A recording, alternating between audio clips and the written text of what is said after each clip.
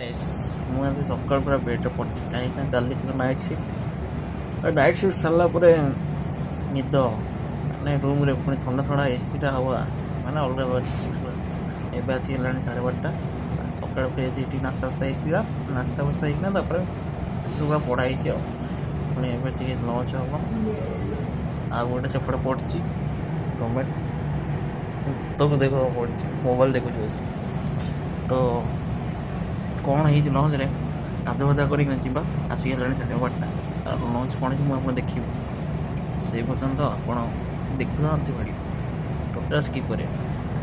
ये कैंटीन खाने के लिए ये है कैंटीन और इधर है अपना कृष्ण भगवान।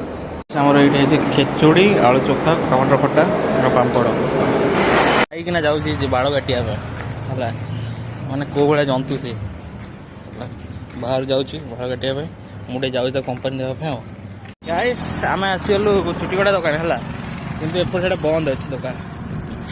गाइस आम फेरिकी जाऊँ बेचारा चुटी काटी पारानी है खरा बहुत जोर हो रूम को चलू आउ कौन देखिए तो किसी देखा जिनस ना नेक्स्ट फिल्म देखा रही बाय बाय।